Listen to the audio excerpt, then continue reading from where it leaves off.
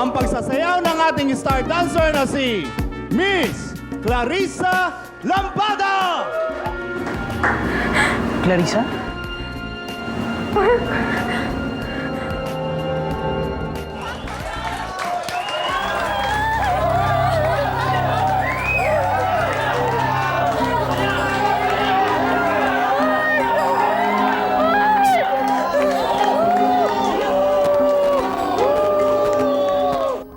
Ang sabi ko, kung pwedeng mabasa ang sulat na yan. Huwag na ho, hindi naman po importante. Hindi importante. Oo. Oy, ganun naman pala. Akin na nga. Galing naman, hindi niyo ho kilala yung kaibigan ko. O kaya, sa kaibigan naman pala. Akin ang patingin yan. Bakit na kayo? Uy, ma'am, ano pong problema? Wala. Yung anak mo, pinagdadamot niya sa akin yung sulat na hawak niya. Totoo naman po na sa kaibigan ko lang naman po galing. Oy, sa kaibigan naman pala eh. Eh, anong problema kung gusto mo tingnan niya? Mama! Anak, bibigay mo rin pala eh. Kailangan ba magpilitan pa?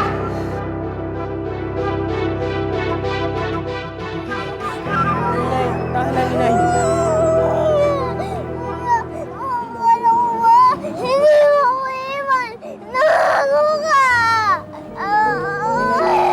Okay lang ako, kuya. Huwag ka na umiyak.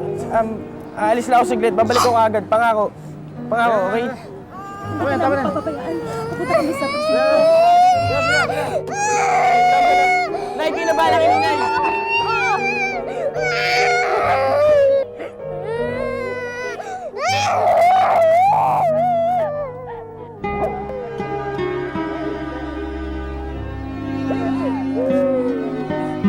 Beatrice! Ano ba nangyayari dito? Ha? Kanino sulat yan? Kay Catherine ba yan? Beatrice, bakit ba ang hilig mong magbasa ng sulat ng may sulat? Sumusobra na yata ang trato mo sa kanila. Catherine, sulat mo.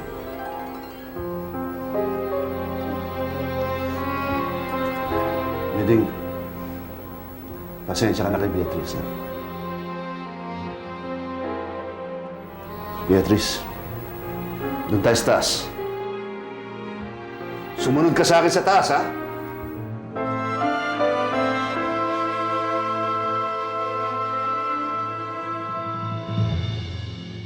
Ang swerte mo. Dumating ang asawa ko.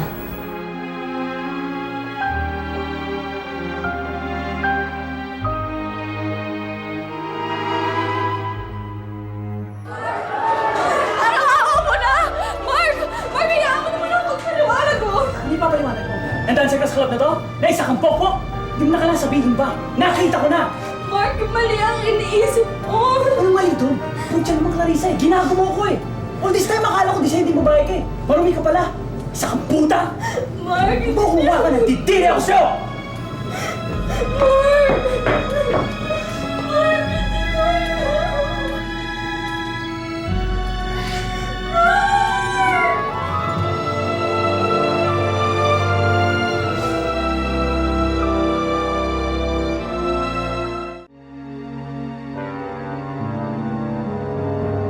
Clarissa? Wow! Ang galing ng acting ng lola ko! Pagpangas! Bravo! Bravo! Oh! Hintay mo dyan. Tama na ang arte. Pasok pa sa loob. Oh, sige na nga. Introduction. Miss Clarissa Lambada, the star dancer. Pasok pa sa loob. Anong problema mo? Ano bang kasalanan ko sa'yo at sagad na lang sa butong galit mo sa akin? Ano bang ginawa ko sa'yo? Teka, natakot mo lang po eh. Ano ba pinasasabi mo? Alam mo, pasok na sa loob dahil hindi na nagpagagawin doon. Napapakinabangan naman kita. Ay! Ano mo sumunod ka? Ano ba problema mo, ha? Bakit magalit na galit ka sa akin, ha? Inaano ba kita? Dahil ba mas bata ako sa'yo, ha? kinabukasan ako at pilit mong sinisira, ha? Dahil ba alam mo na ikaw, kahit anong gawin mo, mabubulok ka dito, mamamatay ka kasama ng mga daga dito sa mabahong impyerno ka sa Huwag pagpataas ng boses, ha? Baka nakakalimutan mo. Anong posisyon ko dito? Yung bang posisyon mo na yan ang pinagmamalaki mo? Ha? Kaya nagre-reyna-reynahan ka dito? Hoy, para sabihin ko sa'yo na tong bulok mong palasyo! Sama-sama kayo ng babakang tao dito! Na mga daga dahil wala akong intensyon na mabulok dito kasama ka! Alika, Virgin! Alika! Ikaw! Pakinig ka sa akin, ha? Pakinig ka sa akin! Sinisigurado ko sa'yo, kung hindi man ako makakaalis sa mabahong lugar na to, pareho naman tayong mabubulok dito. At huwag ka masyadong alusyonada. Aba, pare-pareho lang tayong basura. Okay? Okay ba yon? O, papalag ka pa! Papalag ka pa! Papalag ka pa!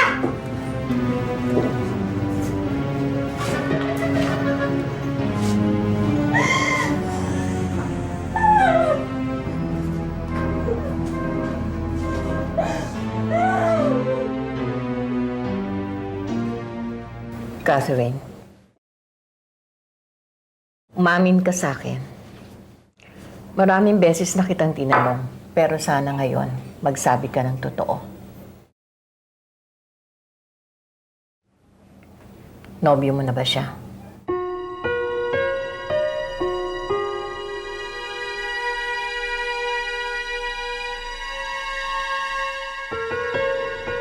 Opo, Nay. Ay, hindi ko naman gustong maglihim sa inyo eh. Kaya lang alam kong magagalit kayo. Nay, patawarin niyo ho ako. Diyos ko, anak. Ano ba itong sitwasyon na pinasok mo? Hindi ko lang ho talaga mapigilan yung sarili ko eh. Mahal ko si Charles at mahal niya ako. Kasalanan ba yun, Nay? Kasalanan ba kung mahal namin ang isa't isa?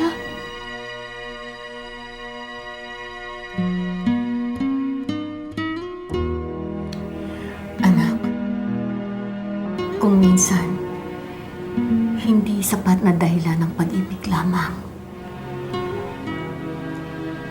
Anak, natatakot ako para sa'yo. Masasaktan ka lang. At ayoko makitang nasasaktan ka. Sinubukan ko naman akong pigilan sa sarili ko, Nay. Sabi ko, wag, dahil hindi kami bagay. Ang layo ng agwat ng buhay namin. Pero habang pinipigilan ko yung sarili ko, lalo akong nasasaktan. Ay, lalo akong nahihirapan. Dahil alam ko na kahit na anong pagpipigil ang gawin ko, si Charles pa rin ang nasa puso ko. At hindi magbabago yun.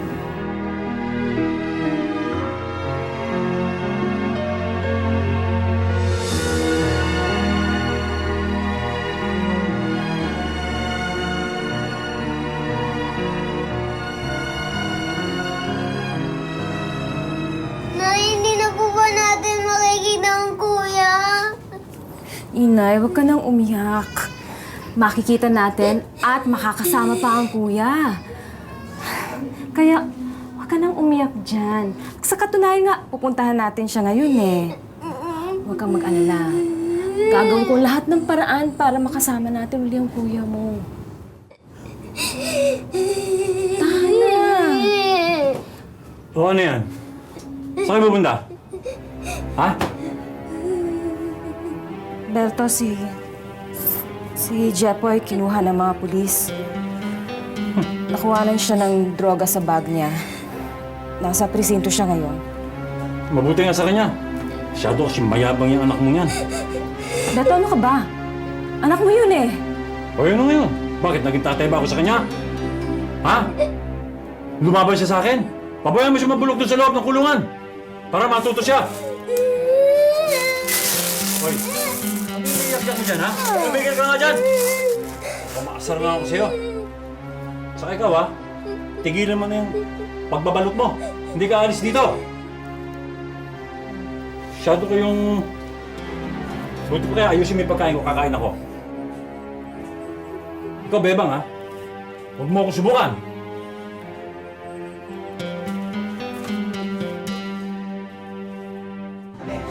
Tabi! Ano pag tinatangan niyo dyan? Pasok!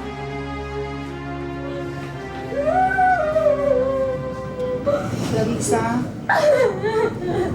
Dito lang. Pinky.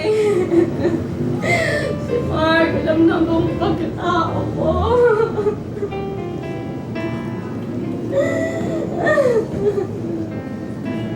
Ano sabi niya? Ganito na siya sa akin. Sa lahat ng isip niya. Ayaw niya pakinggan eh. Papayaan mo na yung Mark na yun. Ha? Hindi naman siya ganun kagwapuhan eh. Pumatol-patol nga siya kay Gina tapos magagalit siya sa'yo. Diba? Ang kapal ang mukha niya.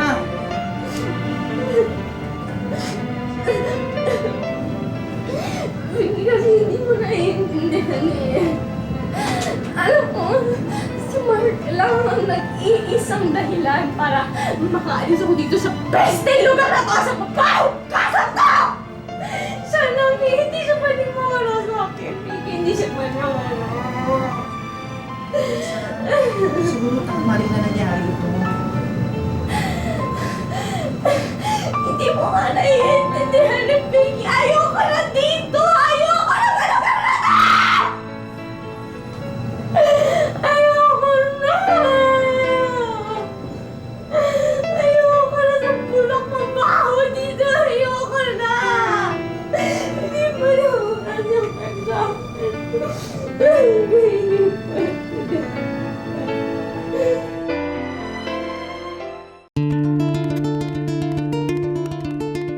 Oh, pakabait ka dyan, ha? Nangalang mga kaluluwa niyan.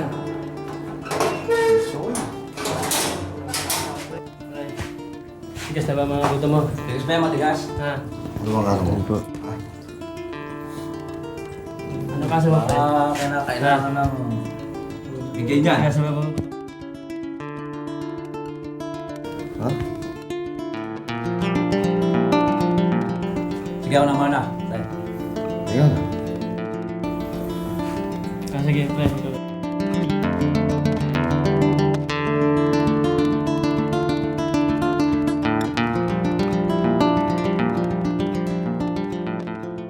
Mark, pwede ba tayo mag-usap? Ano bang pag-uusapan natin? Papaliwag mo kung paano mo ako ginago? Shit, Clarissa. Pinaniwalaan mo akong mayaman ka eh. Class ka eh. Yung pala makikita kita na nagtatrabaho ka sa isang cheap na club? Mark, nagawa ko lang naman yan dahil sa gusto ko mapalapit sa'yo eh. Sasabihin ko rin naman ang lahat, naghahanap na ako ng tamang oras. Kailan ba yun? Kung kailan loko-loko na ako sa'yo? Ganun ba yun? To think, ginalang kita. Kung lang dali kita sa pedestal eh. Akala ko malinis kang babae. Yung pala, sausawa ka ng bayan. Nakakadiri ka.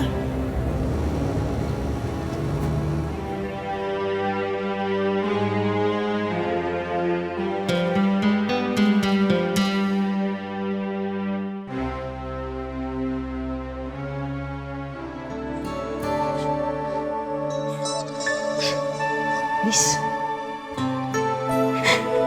Bakit? Oh, shit.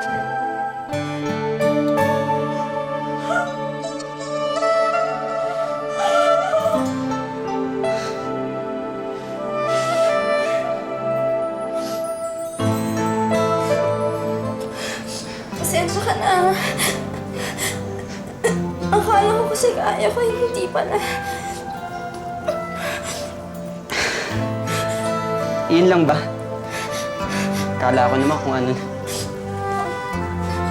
Kukuha na lang kitang iba. Sorry ah. Ay, hindi. Wag na. Wala rin namang mangyayari. I'm gay. Walang ibang nakakaalam nun. At ngayon, ikaw, kung pwede, babayaran kita, pero sasabihin mo sa kanilang may nangyari sa atin.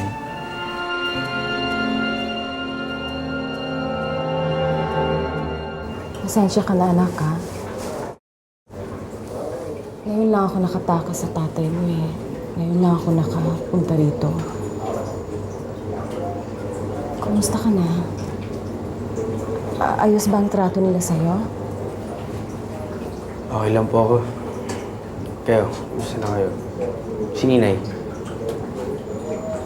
Eh, ayun. Gusto niya sumama rito, pero hindi ko siya pinasama. Pinapasok ko siya.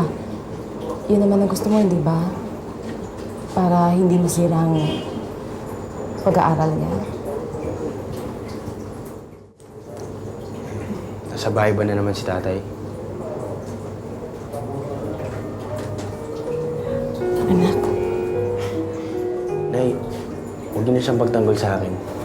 Magsasangin na kayo ng laway. Mabuti pa, umuwi na lang kayo ng bahay kasi baka pauwi na rin si Ninay. Bantayan niyo na lang siya at baka kung ano pa mangyari sa kanya pag maiwan siya kay tatay mag-isa. Sige, aalis ako pero babalik ako ulit bukas. Makahanap rin ako ng pampiyansa para makaalis ka na rito. Basta Nay, pangako niyo na sa akin na hindi niyo papabayaan si Ninay. Kahit anong mangyari.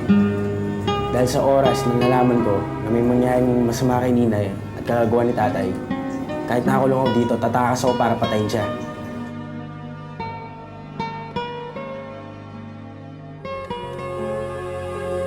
Pare, ano? Si Clarissa, girlfriend mo? Isang cheap na dancer sa club? Teka, saan bang club to? Pare, sa Club Caribbean. Yun dun sa may Caloocan. Oh, Kaya nga eh. Club Pare, Caribbean? nagago ko eh. O tama, pare. Doon ka namin din minsan, di ba? Yun yung pare, yun yung unang babaeng nakatingin sa'yo. Tigaron yun, di ba? Baka naman nakita mo si Clarissa doon, ha? Totoo. Doon nga kami unang nakita ni Raymond. Sa katunayan, ako nga ang babaeng kinarto niya. Pero walang nangyari sa amin nung gabi niya. Raymond, sabihin mo sa kanila yung totoo. Sabihin mo sa kanila walang nangyari sa atin.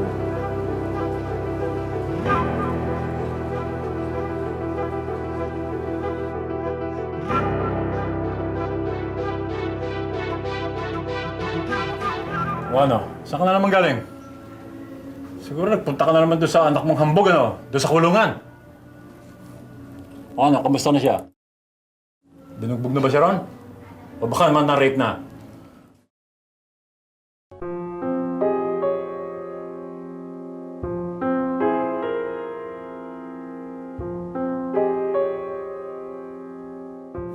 Berto, sabihin mo nga sa akin ang totoo. May kinalaman ka ba sa pagkakakulong ni Jepoy?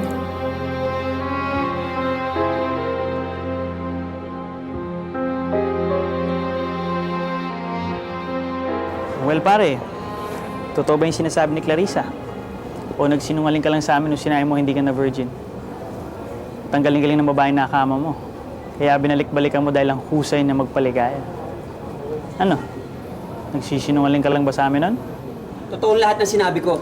May nangyari sa amin ni Clarissa. Isa siyang pokpok.